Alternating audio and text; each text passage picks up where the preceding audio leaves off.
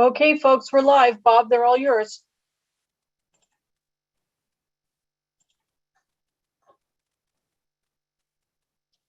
Earth to Bob, they're all yours.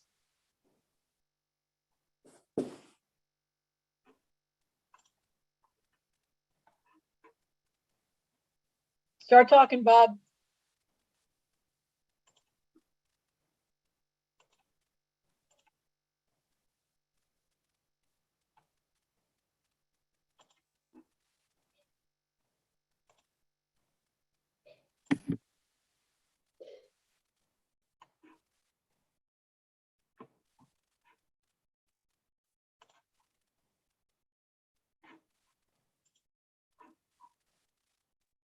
Somebody tell Bob to unmute himself and start talking. My computer says Bob Ficella's network bandwidth is low. Maybe. Okay, can you not hear me? Now we can. We can now. Okay, well, hopefully you'll be able to hear me. All right, well, we'll call this meeting to order. Thanks for everyone that's on the line. Recognition of elected officials. Let's see, we have, is that you, Mayor? Lynn's iPhone? She's on. Okay, John Hennigan? I'm here. We got John. I'm here. Okay, thank you. We've got John as well, and we've got Robert Patrick on the phone as well. Why don't we do approval of December minutes? Hopefully everyone has seen the minutes. And I don't believe there are any corrections. All those in favor say aye. Aye. Aye. Thank you very much. I think that's any nays? I didn't think so. Okay. First up on the agenda is Michael Starling, Dunwoody's Director of Economic Development. But before we do that, I want to have a quick addition. Is our DeKalb County Commissioner, Robert Patrick. Robert was going to update us on the DeKalb County sanitation. Robert, if you would, please. Bob, thanks so much. Once again, it's good to be in front of the Dunwoody Homeowners Association, as well as the other elected officials, Mayor Deutsch, John Hennigan. I think that's all I see right now. So as you know, we had sent out a notice apologizing profusely for the missed recycling and yard clipping services that have happened. And I had the opportunity to speak with our Chief Operating Officer, Zach Williams. And he sort of explained to me the realities of the impact of COVID on our staff. And I thought that perhaps the best thing to do was to actually have our Chief Operating Officer come and speak to us tonight and sort of give the insider's view at the staff level as to what's happening and what we anticipate the plan is for getting that service taken care of. Zach? Thank you so much, Commissioner. I really appreciate it.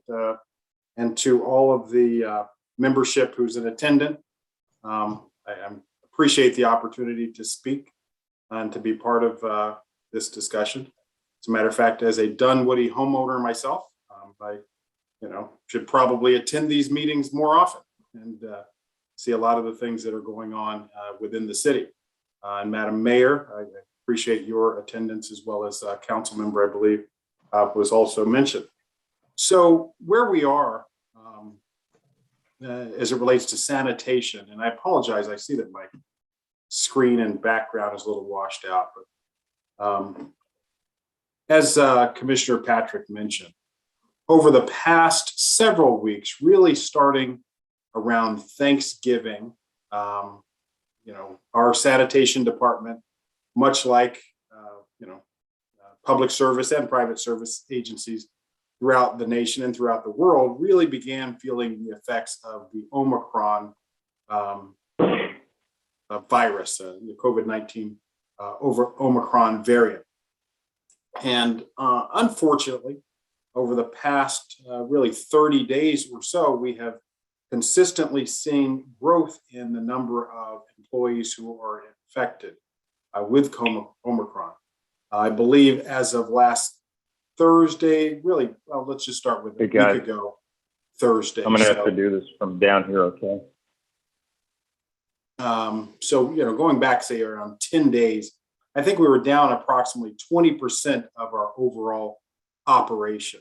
And to understand why that is, in a lot of, and we're seeing the effects, whether it's Delta Airlines or the cruise industry or wherever. I mean, we're seeing it, everywhere. In particular, the sanitation department is an environment not only where they, get dressed and such in locker room type settings, but as you would imagine, on the days where it's, every day, when the sanitation drivers leave their routes, they are in a cab of a truck. So they are all, sitting next to one another. And that is an environment, quite frankly, that is ripe for the spread of the virus. And, in these days when it's wet and 30 degrees and such, they're out there picking up to the best of their ability. But when they're going from neighborhood to neighborhood, they do assemble back in the cab and ride together. What that has done, it's created an environment that is perfectly suited, unfortunately, for spreading the virus. When that happens, up until a week or so ago, employees would be out for 14 days. They're able to be out for only 5 days under certain circumstances now. If they're vaccinated and wear a mask and things like that, we follow CDC guidelines, of course. But it has had an impact on the overall pickup of garbage, yard debris, and recycling. So what we have done is we've had to prioritize. I mean, we're down approximately 20% of the workforce, and what we've attempted to do beginning this past week is extend the hours. So you have 80% of the folks, and we're working them, another a couple days. So if you add that in, that's really a 30% increase from a 4-day work week to a 6-day work week. So those employees who are healthy and able to work worked this past Friday and Saturday. We were contemplating having them work Sunday, but thus far my conversations with the director of sanitation, she's just not at a point to advise that because the likelihood of injuries and such dramatically increase if they don't get a day of rest. So what have we done specifically?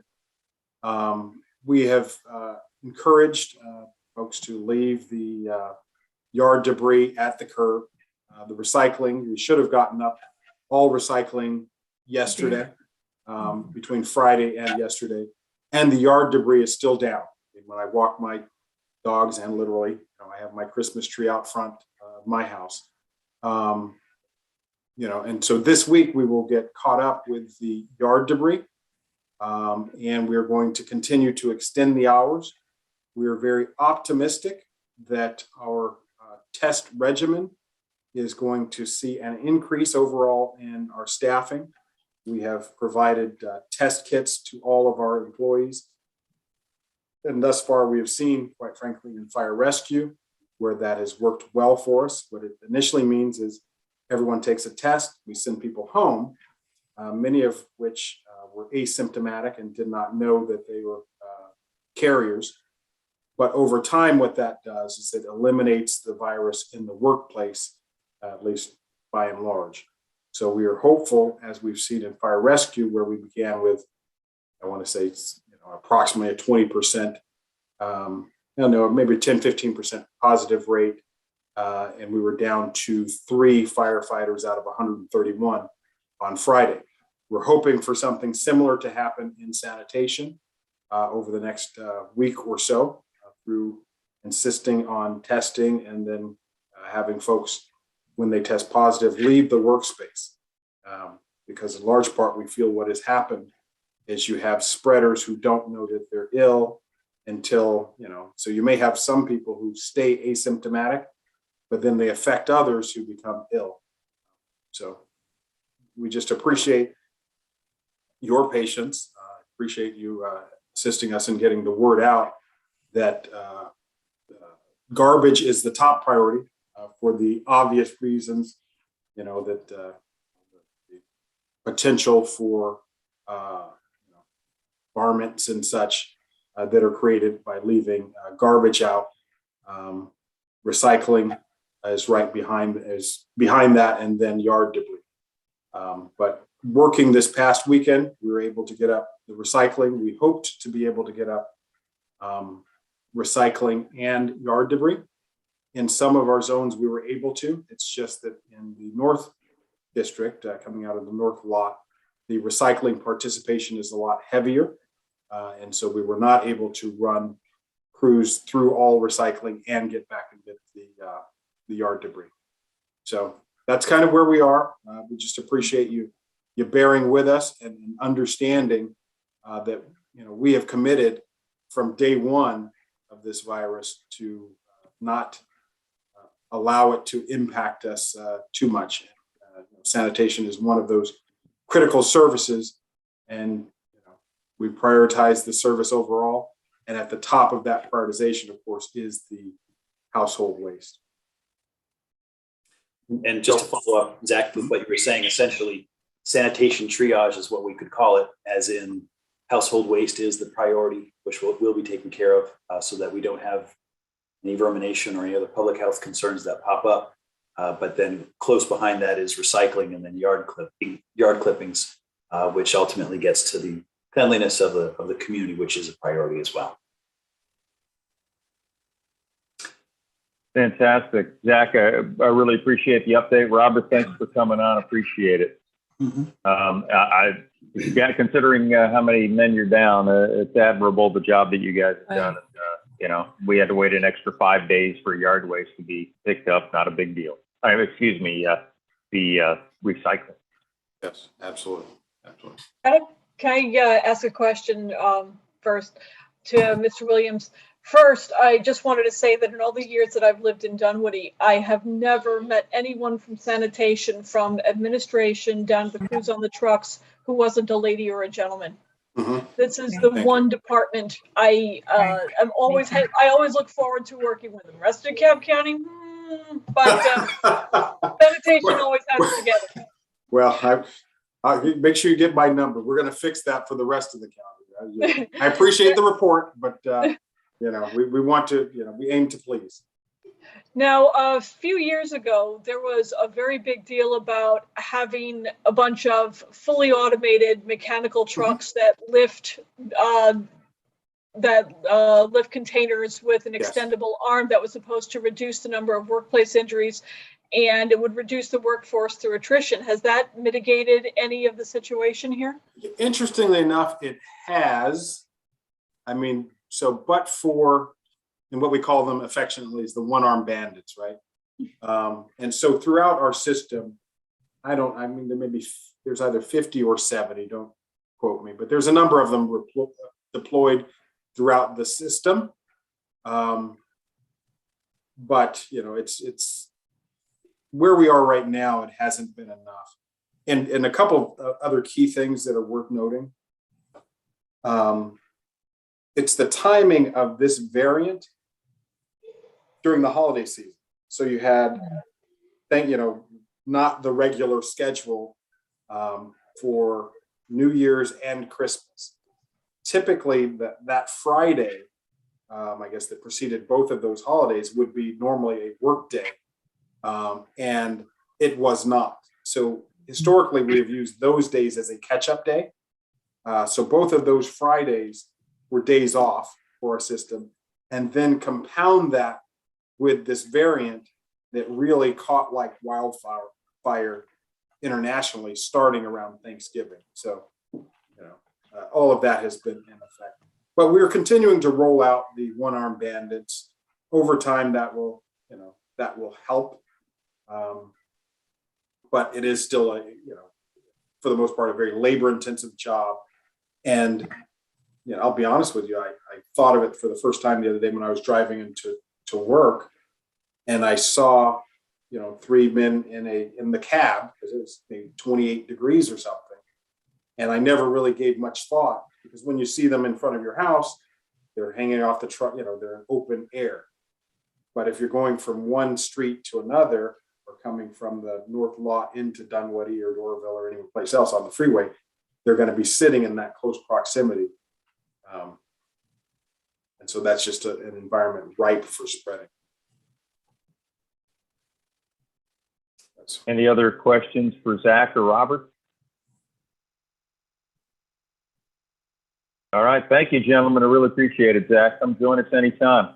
I definitely will. And just to note, one of my favorite, I think, Sunday activities is going to the farmer's market. So I look forward to, is it Saturday or Sunday? Whatever day it is. Saturday. Saturday. Saturday. Yeah. So going to the park and, picking up fresh produce. So keep up the good work, guys. I appreciate it.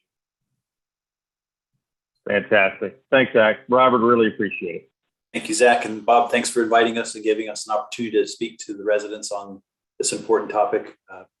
As Zach will tell you, I have been texting and emailing him frequently and staff, and I hope I haven't worn out my welcome with them. But this has been a big priority. Dunwoody, Doraville, unincorporated areas as well. Also get comments from Brookhaven and a little bit of the Tucker area. So please realize that this is an important topic. We are well aware of it. And ultimately, our goal is to keep that level of service up and running, no matter what the environment is. So please bear with us and we will get it back up there. Thank you. Absolutely. And by the way, if you leave a Christmas present for your trash employees, they will run your trash can right back up to your garage door. That's always nice. Wonderful. Want to turn it? It works. Want to always turn? It does work, and like Adrian said, we've always had great guys, always gentlemen. Want to turn it over to Michael Sterling, Dunwoody's Director of Economic Development, for all the latest on the city. Michael, take it away. The floor is yours. All right. Thanks, Bob. And I apologize it's taken so long to get me here. I know you asked a couple of months ago, but my idea tonight is to give you a brief overview of some of the highlights 2021, talk about a little bit about what's coming up in 2022. And I think you said you've got some questions about High Street and some other developments. So 2021 started with economic development really focused on CARES small business grant. We gave out over $2 million to small businesses within Dunwoody. It was a very time intensive process here at the city, not just my department, but really finance. But we think we did a really good job and we're happy and proud of the work we did around that. Dunwoody Village has started, obviously, the reimagination and redevelopment of that with Barn and the Courtyard.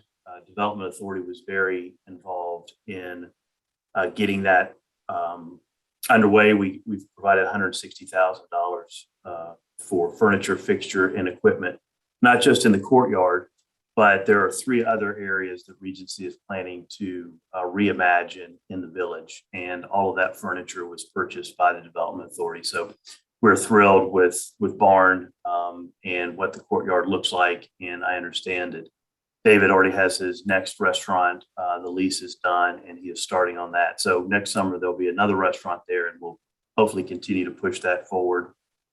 Public art lives under economic development. So I manage, along with Rosemary Watts, the Art Commission. It's been a very busy year for us. We've had 14 submissions, 14 approved pieces of public art. 7 of those have actually been installed. And we expect next year to be just as busy, if not busier. We're thrilled with how things are going. It's taken a little bit of time to get our arms around it and to sort of learn about it. We've got a great art commission and they are enthusiastic about public art in Dunwoody. Prior to COVID, office leasing in the market was on a tear. We had a lot of momentum, had a lot of fairly large office projects happening. Of course, all that stopped during COVID, but it has recently picked back up. Carvana has subleased an entire office building from State Farm.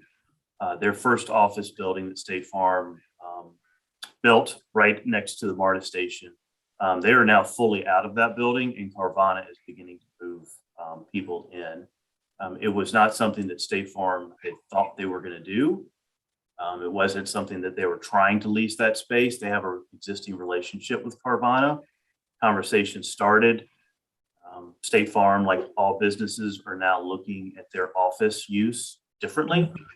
Their folks are working from home quite a bit. So the deal popped up and they did it very quickly. And so the State Farm name is actually coming off the building, started last week, and Wow. Carvana will go up. So that's almost 600,000 square feet lease. Hapag Lloyd, which is an international shipping company, they're moving their U.S. headquarters to Dunwoody in August. They're moving from New Jersey, about 786 new jobs to Dunwoody. About 250 of those are new to state of Georgia. We worked on that project for over 6 months with Cobb County and our partners at the State Department of Economic Development. So very happy with those. Those are very high paying jobs, really good company. Centene is an insurance company. They moved in the terraces earlier this year. So we're very excited that that momentum is coming back, and we think we're going to see even more next year. So coming up in 2022, obviously High Street is the biggest project that's underway. In phase one, if you haven't been by the site, you can actually go into the 211, drive into the parking deck and get up on top and see the construction that's underway. Phase one consists of 150,000 square feet of retail, about 90,000 square feet of new office space, 598 apartments, and they're going to renovate the existing office building as well, which we're very happy about. So obviously that's going to take a couple more years, so you won't see people actually moving into that project until probably 2024, mid 2024. Ashford Lane is an exciting project. That's in the former Perimeter Place shopping center. They renamed that. The new owner closed on that property the month before COVID. They obviously were not expecting that, but they were expecting to really renovate and reposition that entire center. The food hall, which was supposed to open, I think, last summer, is still inching its way forward, and they say they think certainly in the first quarter that project will open, and that's 17,000 square feet of new restaurants. Really exciting part of this is what they were calling the lawn. It's the area in front of Hobnob, that street that sort of takes you into that part of the development that ends at the Taco Mac. They've closed that down. They've ripped up the street and everything in the middle, and they're going to create a 70,000 square foot. Really, it's going to be a green space park. All of the restaurants that are going into that center are going to open up onto that green space. It's sort of like the Dunwoody Village courtyard, just 7 or 8 times as large. Restaurants like Superica, Sweet Green, Jenny's Ice Cream, Grana, Italian have already signed leases onto that site. So we're very excited about that. And it should open sort of summer-ish, maybe late spring, but certainly by early summer that the lawn will be open. Lazy Dogs is moving towards opening. I don't think they have their certificate of occupancy yet, but they are moving that way, hiring. As a lot of restaurateurs and really everybody, they were waiting on equipment. Windows were their big issue. They built out the entire inside and didn't have windows on the front of the restaurant, which I thought was a little strange. But they're moving towards opening. North Italia is moving into the old California Pizza Kitchen space. They've actually started construction of that. North Italia is owned by Cheesecake Factory. I've not been to one, but it's a very large Italian restaurant, and they're expanding rapidly across the country. P.F. Chang's has signed a lease in the mall. They're moving into the former Cowfish Sushi Burger Bar space. It's right on the front of the mall. So we're excited that space will finally be filled, and we think P.F. Chang's is a user that will actually work in that space.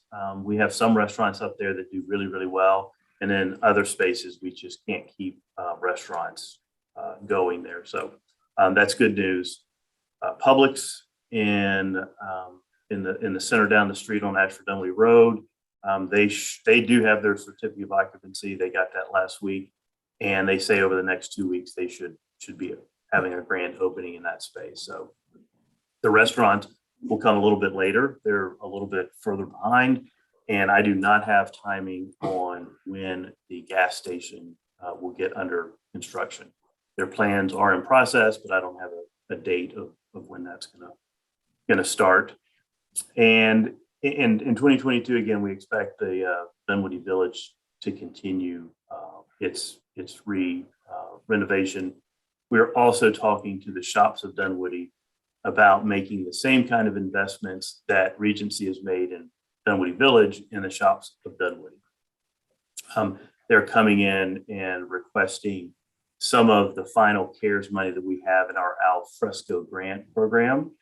And they're putting, I think, about $600,000 or $700,000 into that center. So it's going to be new paint, new windows. It's going to look like almost a brand new center. So we're very happy about that. Two big projects, really planning projects we're working on. Entrepreneur and small business development has been something that we have just never had staff to really focus on. But during COVID, we realized that was something that we need to have a game plan on, how we really service our small businesses and focus on startups. So we hired a consultant. That consultant has been working the past 6-7 months on a plan that should be ready by the end of January. So we'll see what that plan has to say, but we're hopeful that it will give us a good direction on how we can help our small mom and pops as well as technology startups. And a big project we're working on is what we're calling Ed City 2.0. It's really coming up with a vision on what Dunwoody's portion of Perimeter Center looks like over the next 20 or 30 years. We think this is one of the most important things as the city continues to grow, is to have a one conversation, not just with property owners, but bring the community in and have elected officials at the table to talk about exactly what this market's going to look like in 20 years or 30 years from now. We've hired Pond and Company. They've started they're about a month into a year-long process. They're collecting data right now. We expect probably around April to start having public meetings for that, and the project will be wrapped up by November. So all of you will be hearing a lot more about this. It's going to be a great deal of public engagement, public meetings, survey work, and the consultants will be really sitting down. What we hope is the entire community and having a conversation about that. So those are the big projects coming in 2022. I'd be happy, Bob, if it's appropriate, to take questions from you or other board members about other issues you're interested in. Well, I'll start it up, Michael. So, yeah, I've driven by High Street, and it looks like they are process is well underway.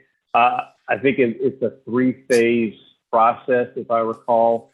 And are they starting basically from Perimeter West, building towards Hammond?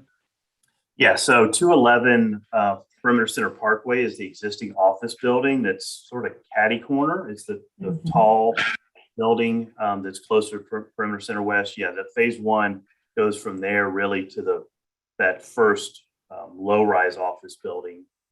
And it takes up more than 1/3 of the site.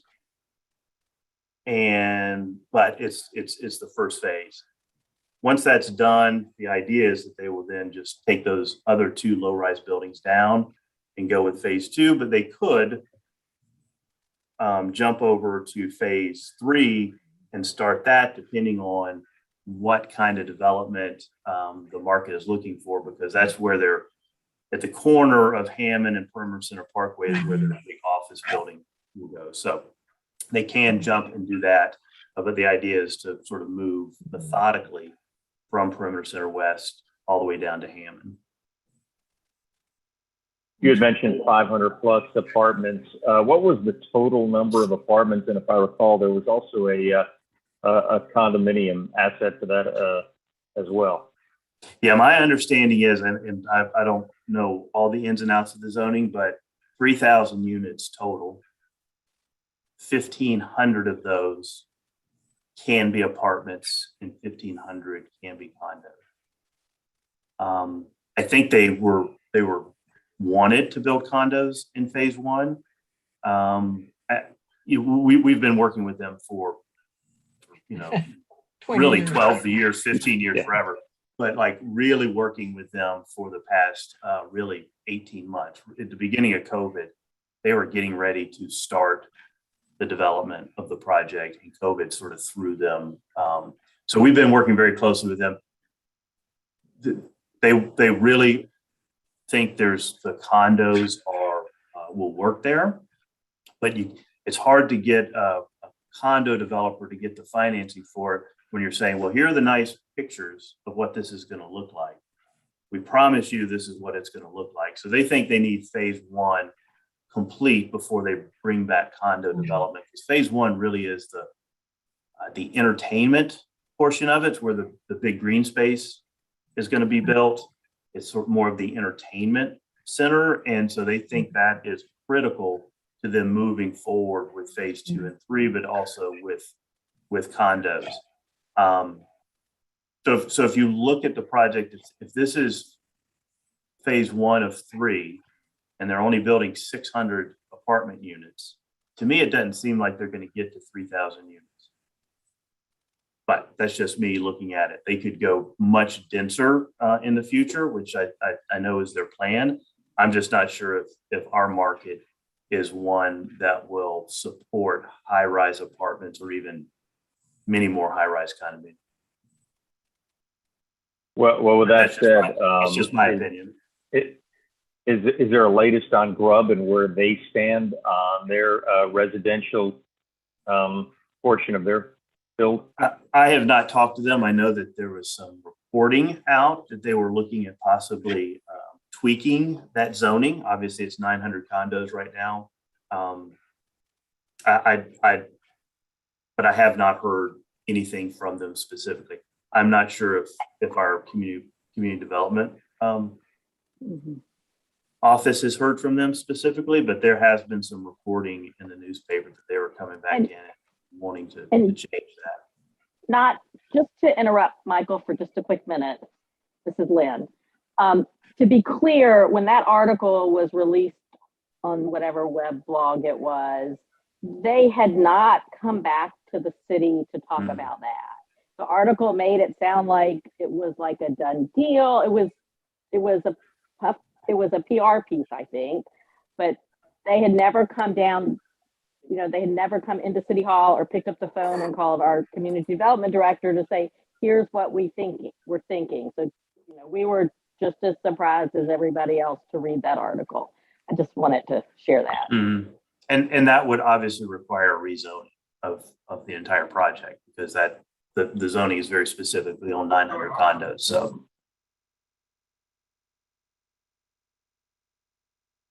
Yeah.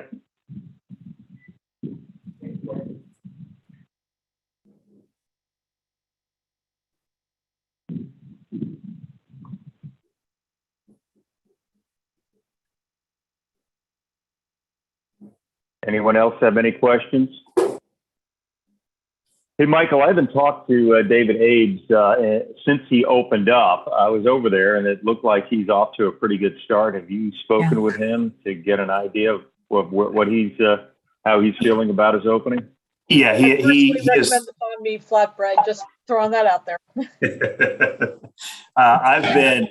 I've been 4 or 5 times, and I go by. If I don't go into the restaurant, I go by just to check it out.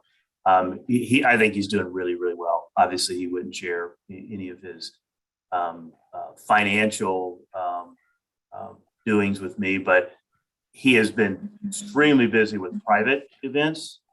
He actually had a large technology company from Perimeter rent out the entire courtyard, which is something that people can do right before Christmas to do a holiday party They put a huge tent up. It was, during the day when normally he's not even open. He held on to that tent. I think he is doing extremely well, even with cold weather. Obviously, that dampens the courtyard. But I tell you, it's springtime.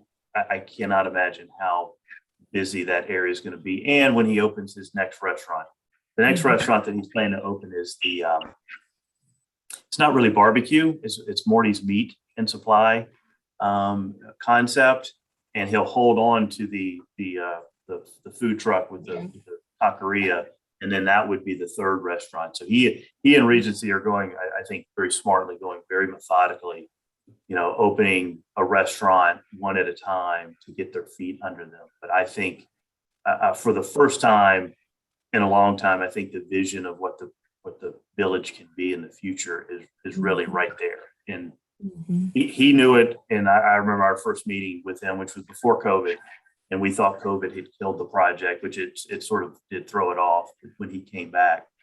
I think that vision that he had was right on, and it's going to be a home run. Now, our big issue moving forward is how do we make other improvements to the village? How do we improve the connectivity and the walkability? And how do we make the parking lot feel less like a parking lot and more of an integrated place? We are having discussions internally with our Public Works Department, Community Development, as well as with Regency. There's been our relationship with Regency could not be any different than it was when I first started at the city. They absolutely 100% understand that, yes, they have some retail centers like the Publix shopping center that really is, that's probably what it's always going to be. But that they have an opportunity with the village to do something very unique. And it has to be a place where people want to go spend time. It has to be active. It has to be, cool and hip. And so they are totally on board with I think, our vision of where things are going, which is critically important to making it happen.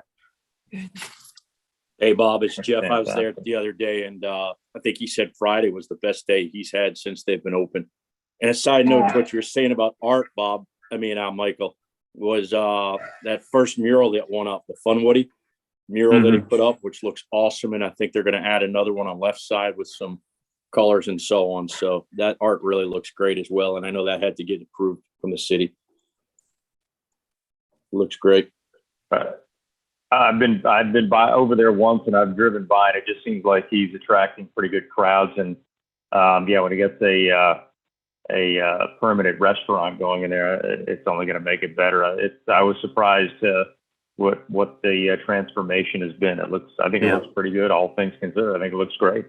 Yeah, and it took really everybody. It took obviously David and his vision, and the development authority stepping in, because his point was he could not make the investments in the courtyard.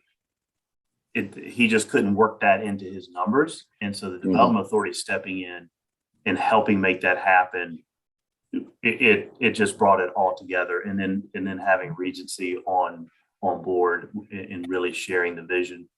I don't know exactly where it is, but they're talking to another breakfast spot coming into the empty cleaners that's on the corner. So just sort of down at the very corner, I forget the name of the cleaners that used to be, but it sort of shares. Alice Cleaners you're thinking of? Yes. Yep. Alice Cleaners. Yeah. And so they've got a bagel breakfast spot coming in there. So it's going to, it's not just what David is doing. Although I do know once he gets settled in that he's going to have barn will be open, at least on the weekends for breakfast, and maybe every morning. So it's going to be more of a sort of everyday type thing, not just 4 o'clock. It's been normal. So it's very exciting to see happen. We've been sort of working at this and hoping and cajoling that for so long that now hopefully this is just the start. I have a question. If you're coming on Chamblee Dunwoody from Womack, and you want to enter into the shopping center, the Regency Shopping Center, I guess where Fresh Market would be. Mhm. In talking with Regency, is there any way to improve that entrance? That is They- a terrible entrance and exit. It is not safe. Yeah, it's they actually have a plan to straighten that entrance exit. It would actually entail taking down the old bank building that I think is now a cleaners temporarily. Taking that down and really shifting it a little bit away from the gas station Mhm. and really creating a real street. So sidewalks, street trees, everything. It's a big lift. It's very expensive. So I think what they're looking at is, okay, how is the courtyard doing? Because they know that if they realign that street a little bit, it makes a much better entrance to the entire center. So they do have plans to do that. I don't know where they are in actually getting that done.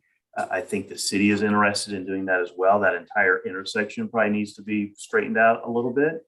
And so they are aware that we've got future transportation improvements along that area. So we're probably going to have to work out when that happens, when we make some of our investments as well. But absolutely, they see that need, and they think taking that little bank building down will open it up so people can actually see the center from Chamblee Dunwoody. Thanks. Yep. Fantastic. Anyone else have any questions for Michael? I have a ton, Michael, but I'll just I can ask you at another time. I'd keep you so long, but I really appreciate you joining us. Thanks for the update, and Absolutely. if we can help Happy you in to do any it. way, let us know. Let me know every 6 months. I'd be happy to come back. Fantastic. Thank you, Michael Sterling. Thank you. Appreciate it. Take care. Thank you, Michael. Thanks, Michael. Dunwoody Schools, as everyone knows, is back this past week. It's virtual this coming week. I'm not sure if it's virtual or not. Plus, the comprehensive master plan has been released, and I see Lee. Are you still with us? I'm here. There you are. If you would give us an update on everything that you have, we would greatly appreciate it. If you don't know, Lee is one of the originators of Educate Dunwoody. Good evening, everybody. Hope everyone's having a nice night. Sorry, I missed the first part of the call. I was getting my kids to bed, but the Saints aren't going to the playoffs, so I'm in a good mood right now. A couple of education updates to throw around for everybody. The first is, so last week DeKalb Schools was virtual, which is pretty much on par with most of the school districts in the metro area. I think Cobb and Cherokee were the only ones in Gwinnett, that went in person, and everybody else was virtual last week. Starting Monday, we're back in person, which is welcome news to a lot of families. There is a virtual option for families who aren't comfortable with that. They just need to reach out to their local school and talk with their local principal. So just in keeping with space and grace, as Mayor Deutsch always says, reach out if you know anyone who's in the public schools and they see if they need any help, any supplies. I know I've been giving our bus driver N95 masks and wipes, things like that. Even if you don't have kids who ride the bus, this is something that you can donate to a school, or you can donate to the bus stop in the morning or in the afternoon. I know the drivers especially appreciate it. The school choice window opened on Friday. So those of you who don't know, the school choice is the program that DeKalb Schools has for anyone going to a school outside of their locally zoned school. So there's some magnet programs. Kent Ridge is the most common one, of course, in our area. A lot of our community members go to Chamblee as part of that magnet program, but there's DeKalb School of the Arts and just a couple of other programs out there. So that window opened on Friday, and I believe they have until February 4th. Don't quote me on that date. It's at the very beginning of February to enroll, and then however the schools select their students, they'll start that process in February. Public comment. So I think we had a really good run, especially before COVID, with public comment down at the central offices. Since the meetings have gone virtual, public comment has become a little less motivating, I think. You prepare a speech and you give it on Friday morning. It's pre-recorded. Their tech team puts it together and shows it at the meeting on Monday. And it's hard to kind of get fired up when you're in your laundry room or your pantry or wherever you're giving your speech. So I think a lot of people have pulled back from doing public comment, but there's 6 speakers this week. I recognized a lot of the names, which is good that we have a Dunwoody crowd showing up. But I mean, if you go to any Facebook page that involves our community and someone posts something about schools, there's 95 comments. I just would really love those comments to get to the people that enact the change. And, the Facebook comment thread doesn't serve that purpose. So it's too late for this month, but starting in February, you can start signing up on Monday after the meeting for public comment. And you can reach out to me or to the Educate Dunwoody Facebook page if you'd like information on how to sign up. It's not as intimidating as you think it is. The CMP, this is huge. So those of you who don't know, the CMP stands for the Comprehensive Master Plan. So DeKalb Schools has hired an outside firm to come in, do some demographic studies, just all sorts of studies, quite frankly, and then put together a suggested plan for how to improve the operations, the capacity, just a whole host of things that need fixing, old buildings that need repair and need updating and fixing at DeKalb Schools. They have been working on this for about 1.5 years now, and the presentation to the board will be on Monday. You can view the presentation now. It's on the DeKalb Schools Meetings website. But the big, just some highlights that impact our cluster is Hightower, which is by the Home Depot in Doraville, is slated to be moved out of the Dunwoody cluster and into the Chamblee cluster. Kittredge and Wadsworth, which are the 2 elementary school magnet programs that the district has, they're standalone schools. They are currently 4th through 6th grade. And there is a proposal to have them both become 4th through 8th grade, with Wadsworth taking that lead starting next year. Now, none of this has been approved. This is just the proposal. There's a part of the proposal is Austin and the new Shallowford school that will be built on the corner of Chamblee, Dunwoody, Peeler, and Shallowford. Austin and that new Shallowford to be for K through 8 schools. Let's see, the Carrie Reynolds Elementary School, which is in, I can picture the school. I can't picture where, I think it's in Doraville. It might be in Chamblee. Carrie Reynolds is in rough shape as a building. So one of the proposals, I believe starting next year, is to move Carrie Reynolds as a schoolhouse into the Nancy Creek location, and then to rebuild and or repair that Carrie Reynolds location. And the reason I'm bringing that up is that will reunite DES into one school again, which DES 2 years ago, 1.5 years ago really, was split into an upper and lower campus. So provided everything's approved, DES will be made whole again starting in August. Let's see, all the funding for this is coming from East Bloss 5 reconciliation and East Bloss 6 funds, and it's all going to be voted on the February BOE meeting. The last thing to bring up, and I didn't have time to look at this, so I didn't really want to give any highlights, but DeKalb Schools has proposed its legislative agenda priorities, and there is some stuff in there that piqued my interest for anyone who's nerds out on this kind of stuff like I do. I'm trying to pull it up. It's a comment about the QBE formula, which is a lot to digest, but they've got a legislative priority regarding that and regarding tax diversions and abatements. So I don't want to comment on them because I didn't have a chance to read, but if that's something that interests you, you can check out their, I think their Instagram page is where we saw that. And I think that's all. Oh, and DES, I asked for updates from the community just for local schools, because we know our school and that's sort of it. And no one responded. So I'll give you an update from my school. So my son's in third grade at DES, and they just finished their recertification for Cognia for STEM certification, which is a priority of the school to keep and maintain that and continue funding the programs. And I know firsthand in my house, I've got a science kid, and they do some really cool stuff with everything. Big deal to our local school. And I encourage anyone who knows or has updates about other local schools to share them, or at least either here or on the Educate Dunwoody page or through the forum, whatever means you feel comfortable with. And that's about all. Any questions? Hey, Leah, I'm hearing a lot of talk of potentially Austin and a couple of the other schools going K through 8.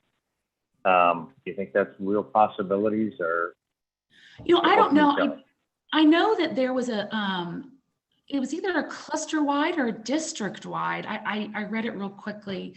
PAC meeting where like they all got together, and my understanding Cluster.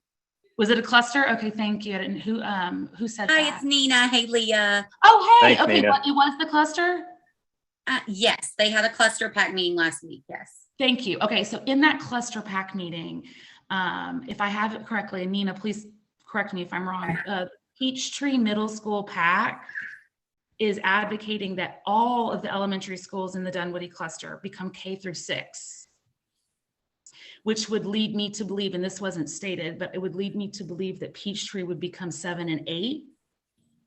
I'm thinking that's how I interpret it, and that's to help, I'm assuming, with overcrowded. So I'm making some assumptions here, but is that how you understood it, Nina?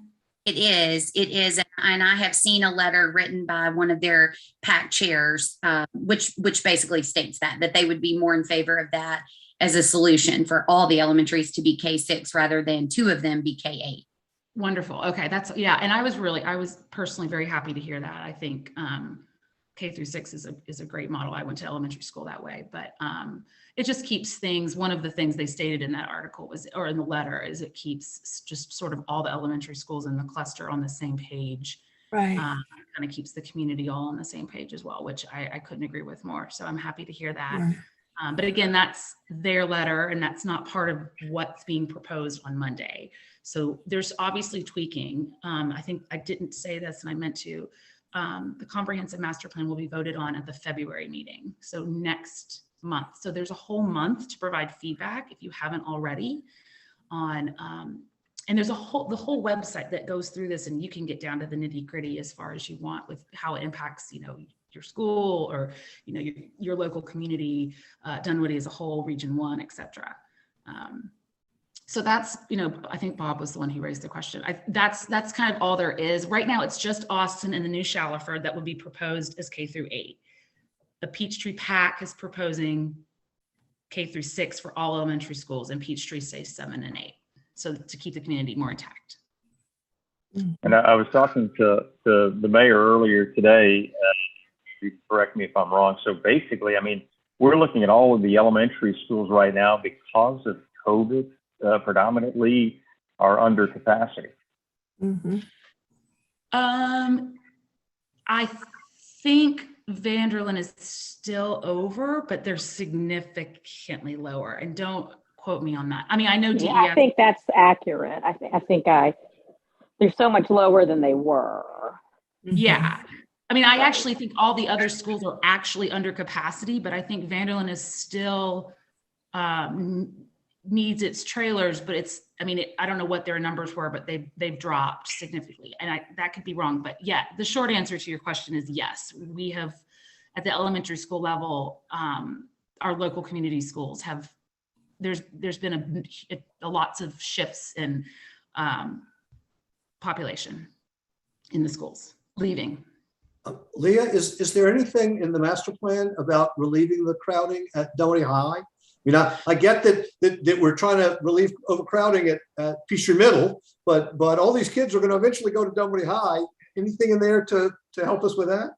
So the first thing, and that's and it's part of one of the immediate first steps, is Hightower is slated to be moved out of the cluster. So Hightower, I mean, I have no idea how many kids they send to Dunwoody High School, but that's a 700 student elementary school. So that leaving will alleviate the cluster. Well, I mean, that's 120 kids a year, right? I mean, it's not Yeah, enough. as I recall, Robert, I think it was we're talking about 500 kids in all. So if you take 500 kids, that's going to take DES. What is DES at? 26, and it's supposed to be at what, 17? No, Dunwoody High School was at, it was at 23 before COVID. I think they've lost about 100. So, and it's built for 1,500. I think if you eliminate 500, you're going to be pretty close to where you should be. I think the expansion to the high school, though, raised the capacity when they did. This is before my time, and I don't want to misquote numbers. But so the short answer to your question is Hightower's coming out. At the moment, it's proposed. And the other answer is it's proposed that once the new Shallowford is built and the new Sequoia cluster. So I didn't go into the whole region one with the comprehensive plan because I think it's just a lot of information. And if you're interested, you can go look at a really simple slideshow. But just to further the discussion, part of the plan has a new cluster, a brand new cluster in Region 1, which is the Sequoia cluster. So that would be a brand new middle and high school. And it would pull from some of the consolidated and rebuilt elementary schools. When that happens, that's a lot of things that need to happen. They're proposing that the Shallowford school be moved into the Chamblee cluster. And I don't have the date in front of me as to when that's supposed to be, but I mean, I imagine that to be at least 6 years down the road, if not further. I don't know. So there isn't a huge amount of relief in that regard, but I think removing Hightower is a chunk of students that will help with that overcrowding. And this is Lynn again, and I want to add that some of the struggle that we're going to face is our own schools and the region, the cluster and the region and the county is that their projections, they've been very difficult for them to manage because of the impact of COVID. So I believe, though I could be wrong, I think they have Hightower being a lot bigger than it is right now, and it's pretty big right now. Down the road. So they would probably argue that it's more than 100 students a grade. It's closer to 150 or whatever. I had a similar discussion with the consultant about Ashford Park. So I think that's part and parcel to Leah's point about Sequoia. It's a great goal, but it's a few years down the road. And so I just think their projections are kind of all over the place because of COVID. Well, and not only COVID. I mean, yes, because of COVID, I think it's almost impossible to predict that. I mean, I'm looking at my own school community. I would have never dreamt what would have happened. But even when part of the reason Dunwoody High School got to be so overcrowded as it is because their projections 10 years ago were so poor on this. So, I mean, it's the nature of that game. So, I'm not convinced all of this is going to relieve the high school. I kind of think a lot of us just don't know what post-COVID numbers are going to look like. And there's, then we can extrapolate and comment on it all day long. But I think a lot of we don't know. Absolutely. Sue, did you have a question? Me? No. Yeah. No. Okay. Well, I appreciate the update, Leah. Can I just ask one quick thing? I mean, this is at the end of the day, part of the reasons education is so important to me is not only because it's little kids, but it's because I think the best thing that we can advocate for is a safe and healthy, education for all of our kids and all of our community's kids. So there's a lot of, I don't want what I said to come out as bad. A lot of good is in the CMP. It's like a lot of things with our schools. I'm just extremely hopeful they follow through with the hard and dirty work that needs to be done, because at the end of the day, you know, a trailer isn't bad, but a moldy is, you know, and we need to, that to me is the focus of the community. It should be, is safe and healthy classrooms for all of our kids. So thanks, everyone. Thank you, Leah. Great summary. All right. Anything, Nina, did you want to add anything else? You did a wonderful job. I can tell you from the perspective of an Austin parent, first of all, regarding updates, I can't think of anything significant, like your mention of the recertification. Everything's going really well. Of course, as everyone knows, we do have a lot of open capacity due to the new building and the expanded seats. And we also lost a tremendous amount of students post-COVID in the virtual year, which, like Leah, also feels so shocked that that could happen.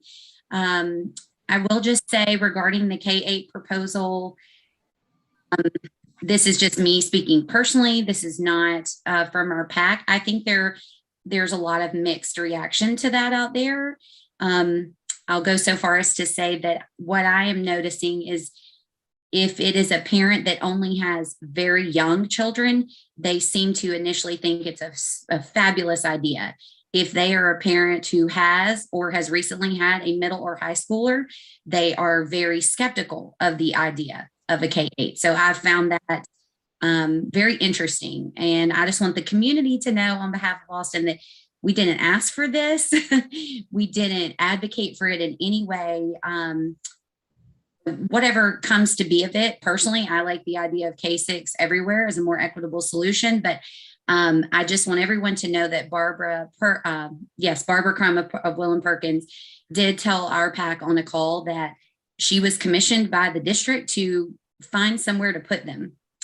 And that's kind of where it came from. And I think Austin and Shalford kind of stick out as a sore thumb because they're either about to be built or just built and have some capacity. And that's how they got plopped in there. Leah, do you agree? It wasn't really that I can gather for any other reason other than it kind of just fit in some chess game. So I'll just say that, you know, whatever comes of it, but I appreciate what you're doing, Leah, and hope that everyone, like you said, will be really involved in their feedback in this process. Yes, please go to the website. Please comment. Please comment. I mean, if you know, however you feel about it, they are not hearing from us, if you can believe that, as much as they would like to, if you can believe that. So they're saying, please comment. And you know, I have to reiterate, and then I'll be done. You don't have to have a child. Every one of you, by virtue of being in this call, is a stakeholder in our schools. And so, please, just it can be one thing. I support K-8, or I support a K-6, or whatever. You don't have an opinion on everything. So thank you guys. I appreciate it. I might Appreciate ask, it, Leah. Nina, go ahead, Bill. yeah, I might ask, the Chamblee, Dunwoody, Georgetown location, the acreage there, how does that work into this new plan? I don't know exactly what you mean. Can you be more specific? Shalford. No, I know the location, but what do you mean? How does it work with the plan? With the I thought it was going to be put back into place as a 10-acre elementary school. It It's is. not 10 acres. It's well, Or whatever's I was there. waiting for Lynn to chime in, Mayor Deutsch to So chime in. it's not 10 acres, it's 9.1, and then they gave about 4/10 of an acre to the water department as an easement, and there's a facility on it. And we can't get the superintendent. I sent a long letter, not a long letter, I sent a short email asking questions. The transportation study was done for a K-5.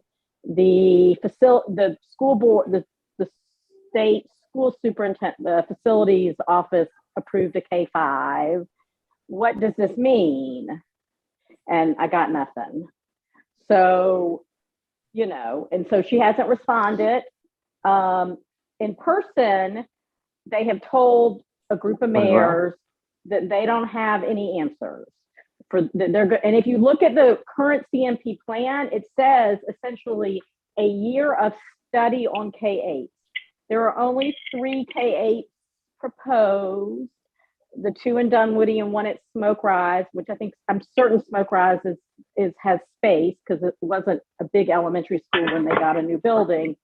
And so, they don't have answers to basic questions. If your kid wants to play basketball, what happens? They don't have any of those answers yet. They are content with saying that they will do the study. They came up with this, as Nina said, it was a way, I'll say it more bluntly than I think they told Austin, is that they needed to avoid constructing another middle school in Region 1. And so this is a money saving solution that now they're trying to back into for academic reasons. I'm not saying it's good or bad. I'm just telling you that I sent an email asking for answers on questions, and they didn't answer me. So that's where we are with that. That's your answer, Bill. They haven't answered. Well, I have strongly supported for decades limiting the elementary schools in Dunwoody to the ones within the city limits. Well, that's in the current plan. It takes Hightower, which is in Dorville, and zones it to a new cluster.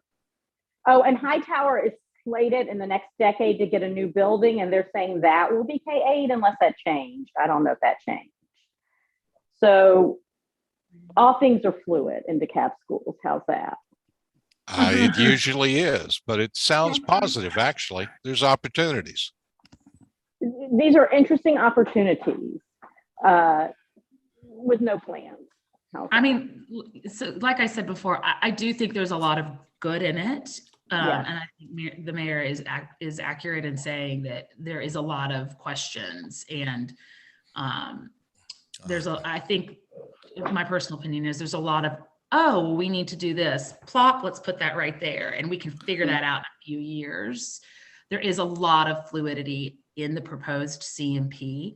So, and I fully expect the K through 8s to be one of those points. I have a question. If the elementary schools go K through 8, would the middle school then be 9, 10, and the high school be 11, 12, which would help overcrowding? No, because right now, only 2 elementary schools that would be K-8. The other ones would remain K-5, and those students would go to Peachtree. Doesn't even make sense to do it that way. I'm not in charge. I mean, I know I don't have kids or anything. And plus the fact that DeKalb County sends surveys. Dunwoody has all kinds of surveys for citizens to participate in. I do not understand why the school district does not do an email survey, just like DeKalb County just did. Why they don't do a survey, because even if you're a senior, we're still paying school taxes, and it's in our best interest to have a really good school system if you live here. So is there any way to get them to do a survey? They do a lot of surveys.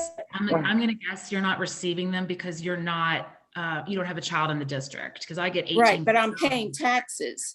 No, I completely agree with you. I'm assuming that the survey lists go out to their distribution list. And if you don't have a child, or you're not, somehow involved directly, you're missing from that list. So a couple of things, I can find out who to email, and you also can go to the DeKalb Schools website, and anyone can take the survey from there. The email, the district list is just to inform you about it. It takes you to a link to the page. So by being on the email, you're not privy to something no one else can do. It's just, they make it easier for you to do it, if that makes sense. Okay.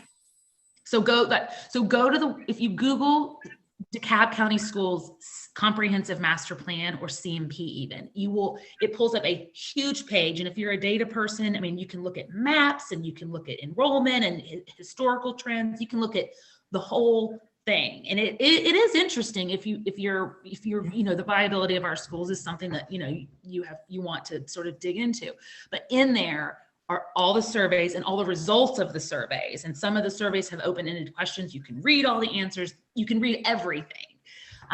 So that would be my suggestion. The easiest thing would be just go to the page and take all the surveys. Mhm. Thank you, Lee. Appreciate it. Any other questions? Mhm. Cool. Mayor, last word? Not necessary, thank you. Okay. I'm waiting Thank for you, my appreciate it. email to be answered. Thank you. I'm sure that an answer is coming ASAP. Appreciate it, lady. Thank you very much. We've got potentially a little change going on in the farmers market, although we haven't come to any conclusions yet. Bill, do you want to speak on the farmers market, whatever it is that we could say really at this point in time? Or maybe this would be good for board only to start with until we have some more solid answers. Yeah, probably so. Yeah, she's probably right. Okay. Okay. And Well, so with that said, before that you would- dismiss us, I just want to thank DHA for sponsoring the farmers market for another season. It is very much a community event, and thank y'all. I would You're welcome. recommend an Appreciate it. exception in this case and allow Lynn to sit in on the Yeah. discussion if she I do wishes. too. I agree. That's fine. I Okay, well, agree. with that said, I don't think we need to vote on that. Let's make this the rest